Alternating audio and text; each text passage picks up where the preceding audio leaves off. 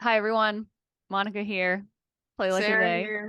Welcome back. Hey. We're excited to be here and talk about something that's super fun and true, which is that women's sports are hella queer.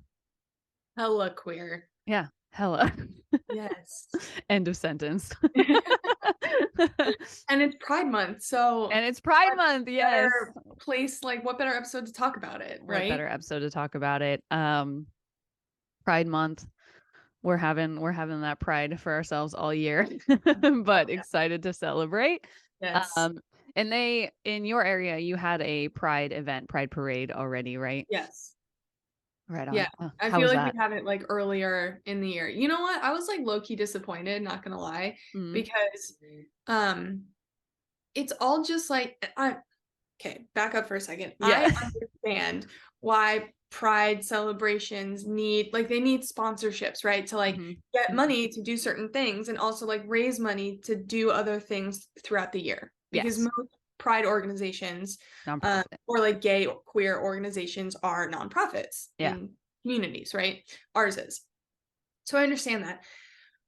But it was disappointing because there was probably 200 vendors. And Wow, that's a lot of yeah, vendors. I mean, it's huge. Yeah. Our Pride actually, it's only the second year they've been doing it, but hmm it's the largest Pride celebration in New Jersey. Wow. Yeah, so like Nice. people come from all over the state to, but anyway, hmm there's like 200 vendors, and it's like real estate firms, health care firms, Yeah. like photography play like there Yeah. were so few like queer artists, queer photographers, like Mm. there's so few of that Oh that my it gosh, just yeah. was like okay. And then there wasn't a lot of like events and I Yeah. mean by that is like there wasn't a lot of like interactive things. There's two stages. There's like a hmm family stage and a main stage, Yeah. and they have like drag queens and everything. And I'm a person who I like to get involved in things when I Yeah. see it's not how maybe I would want it, or I try to like Yeah, you're like, let's be change like the this. community Yeah. voice. Yeah. So I want to get involved because like where are the drag kings? Like no Yeah. one ever talks about drag kings. Yeah. Why are we It's not so doing true. like speed dating for queer families? Because Oh like yeah. it's so hard to meet up with queer families sometimes and like meet Yeah. them and like become friends and just like things like that. So anyway, Yeah. I'm glad we have it, and I think Nice. that it can improve in a Those lot are of ways. great ideas. Those are great ideas. I love Yeah. that. Yeah. Also, timeout. um, I need you because I need to get some. I need you to plug your queer art because I need to get some still. But please Oh, plug it. thank you. Yeah. Yeah, so I am a queer artist. I mean, there are lots of queer artists out there, hmm and I found I wanted to like contribute to that very small group of people. So I create queer art, and I think I it speaks to the different LGBTQ groups inside of our community, right? So like some of my art is very non-binary focused, some of my art is very bisexual focused, gay, lesbian focused, all focused. Like Yeah. there's something for everyone in there. Um, I love it. I love my the oat website, milk. yeah, the oat milk one, Yeah. fantastic. Fantastic. But my website is queer art or yeah, queerartshop.com. And you can either Perfect. buy a digital download or you can buy a physical print. I'll print it out for you and send it. Oh my So gosh. Yes, I'm getting a print for sure. yeah, I'm thank excited. I'm excited. And yeah, maybe we can not maybe we'll put in the comments, of course, Sarah's shop, but also where you can get pride flags from like queer yes. owned businesses. Hell yeah. Which I think is really important too. To give money to queer people, Yeah. especially for stuff like that. Yeah, thank you for plugging your art. Anytime. Very excited. Our Pride celebration, I don't remember why, but won't be until um July 16th, 15th and 16th. Okay. So I'm looking forward to that. Yeah. Portland goes, shows out Oh, yeah. as it would, as it should. As it But I'm always excited. does. Yeah, as it always does. But I think I've only gone, well, this is my second one because they didn't have them for a couple years because of COVID. So last year was my first one, so I'm excited, to see. But I was able to coordinate the Pride Month content and the Pride Parade presence for the NBA team I work for this year. Oh, So fun. that's been really fun. Yeah.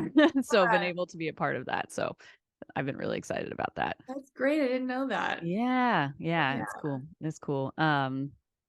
So yes, Pride celebrations, perfect time to talk about this Mhm. because yeah, queer people, they're trailblazing for women's sports. Yes, Like really, really they are. really are, Yeah. and I find it like we don't have pride if we don't recognize like Black trans women, Yeah. right? They were the Mhm. ones that really started this movement with Yep. this Stonewall riots in New York and all of that. Like we don't have this community without them. No. And that being said, I think community organizers are very oftentimes folks in marginalized communities because Mhm. like they don't have that, privilege of enjoying certain spaces that straight cishet like white people do, Yeah. right?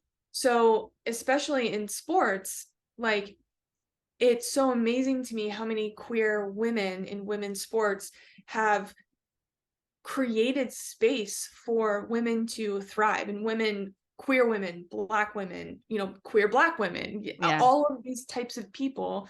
Billie Jean King, I think, I think she is probably the major face of women's sports in a lot of ways. Yeah. And correct me if I'm wrong, but I really think that Yeah. she started a foundation and advocacy and all of these things. Yeah. Anyway, so like, I think it's really amazing to see how many queer women have created these platforms and these teams and communities and Yeah. organizations to really like allow these women to thrive in these spaces. So, Yeah, like Megan Rapinoe and Sue Bird with yes, their yeah, trans rights organization and then yes. to get together the platform uh together with an X. We'll put it in Yeah. the we'll put it in the comments Yeah. as well. A great platform for sports news and they do cover that as well. Yeah, and especially because I don't know if you saw, I won't spend much time on this because fuck Elon Musk, but cis is now a slur on Twitter Oh my apparently. God. Yeah, and I can't even. So, more important than ever for people to be blazing the trail, unfortunately, but we got this. We're going strong. Have We're to. going strong. We have to. Um, and I'm so glad that, there is a word for who I am. I think like a lot of times like labels are a hard thing. It's like, do we always want labels? Like sometimes they can be harmful. And like for me, it's like that mixed bag. Because for me, knowing like having a word non-binary for my gender has been like so supportive and so life Same. changing. I Yeah. totally agree. Totally agree. Yeah. I think it's important. And I think if we look at um Quinn, I forget their last name on the Canadian women's national I think team. they just go by Quinn. Quinn, Yeah. okay. Who is trans, Mhm. identifies as trans. Um, and then we have Nikki Hintz, who's a Mhm. runner, and Mhm. they just got the fastest time or like something the fastest time in like the X mile race or whatever. Yeah. You have these people who identify as, not what their gender was assigned at birth. Yeah. And I bet that there are so many more of those people in women's sports. Yeah. They just haven't like vocalized that yet. And that's fine. Like that's their own process. But Yeah. we can see how these people are in these spaces and like doing pretty amazing things and like Yeah. pretty badass things and things that like, you know, men can't do. Mm-mm. you know? No. Yeah. Yeah, and just like sometimes having to choose between, competing in the sports they love and like being their full Yeah, selves, which is that too. rough. Yeah, So, for many reasons, but it's, so inspiring and I don't know, just fucking cool when we get to see so people cool. like us competing in sports Yeah, and being able to and expanding that, category of life that we all love so much to be able to be more inclusive. Um absolutely. and I mean even before we had so much gender queerness coming out into the public. I mean, yeah, queer people were paving the way who are, their sexual identity is outside of heterosexual and like we're able to like advocate for, gay people in sports too, which I think started it all for sure. Absolutely, Yeah. absolutely. And I think it's so cool how, well, I I have said this before to many people, but um male athletes, I think, are terrible at like PR and having like a social media presence and like talking about the things they care about, and because like on a lot of levels they don't have to, No, right? Because there's this like privilege that comes with them being a professional athlete, being male, predominantly absolutely. white, right? Yeah. Um and I think about the women athletes or the athletes that compete on women's teams and how outspoken they are about who they are and what they care about. Like, Ashlyn Harris and Ali Krieger, they're like, a power couple. They're soccer Yeah. players, if y'all don't, or ex-soccer players. Ali's retiring this year, Ashlyn retired last year, but they're very heavily involved in that world, and they are very famous and outspoken because of that. Yeah. I think Christy Mewes and Sam Kerr just sort of announced their relationship, and I Hmm. think that's really cool. And Yeah.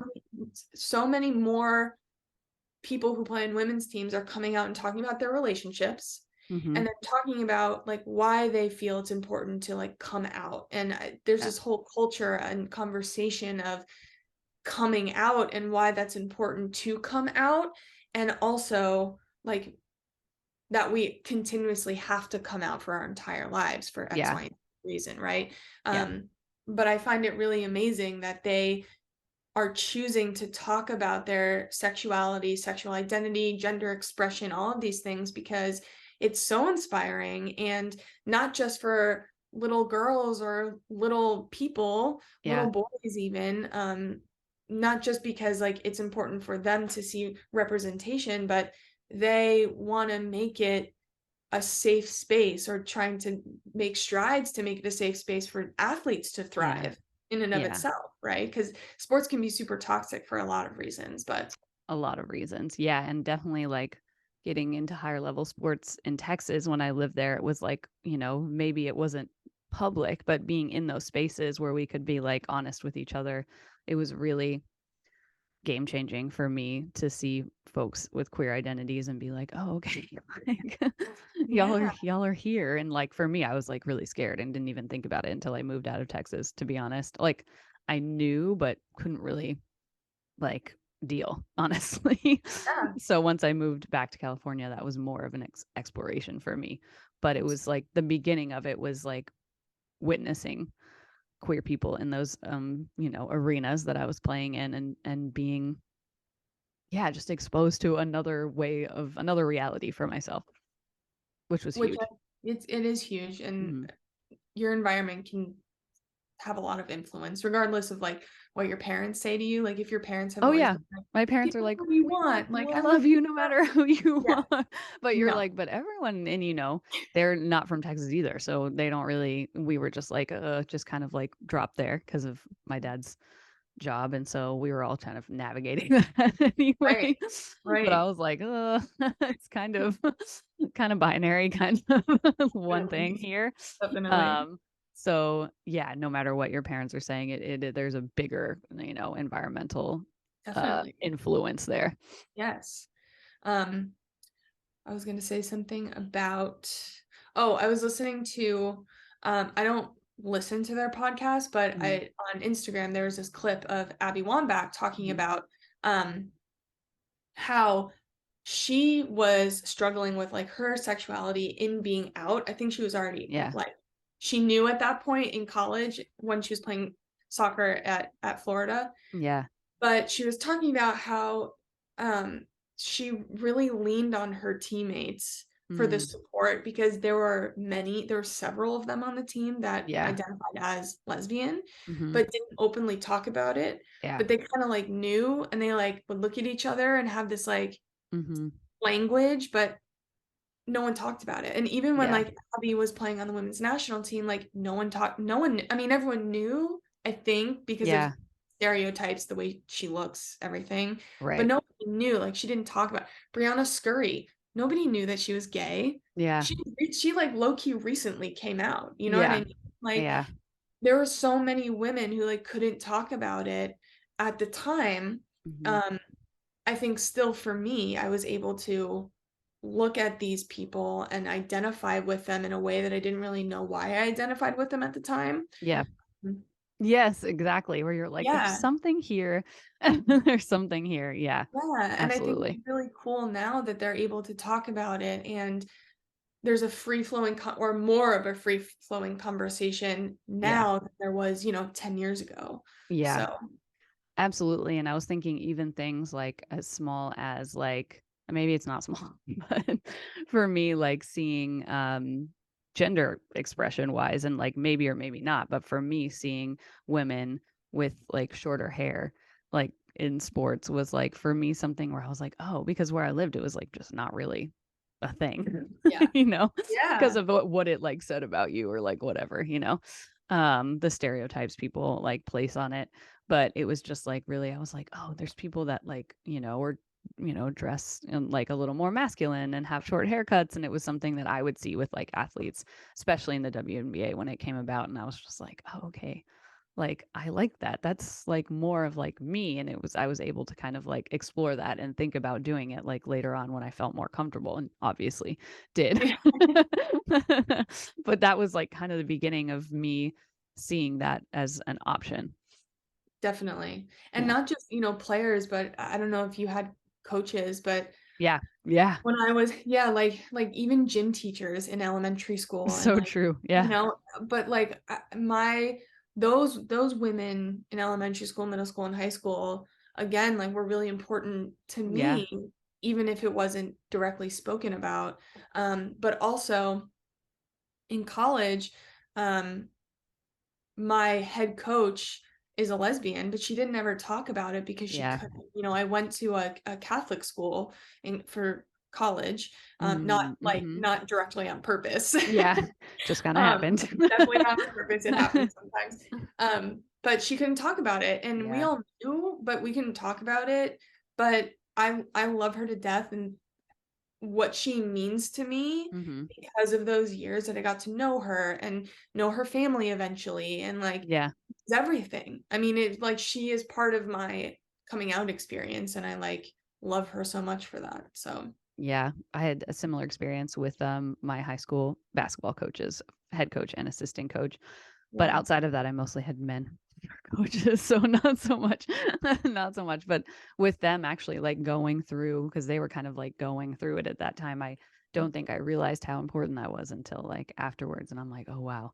That was a lot for them," and, like, it was important, like, later on, like, witnessing that. for sure, Yeah. for sure. S Listen, Hey, man. Everyone's own timeline. one's own timeline for Yeah. sure, and I'm glad that people can talk about it now. Yeah. And I think it's important to acknowledge, like over and over and over again, women's sports would not be women's sports without queer people. It No. just wouldn't. Mm-mm. And you can clap back if you want, but like it's a fact. Okay. We said what we said. We said what we said. And wherever you're on in your journey, we love you and happy Pride Month, year, life. Always pride in Happy your Pride world. life. Please do. Yeah.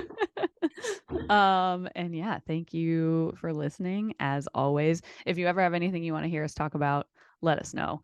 We would love to talk about it. And Yes, as always, if you're on YouTube, please like and subscribe wherever you're listening. Thank you for being here and leave a review if you feel so inclined. It helps us out a lot. reviews really do help. Thank you so much, everybody. Bye.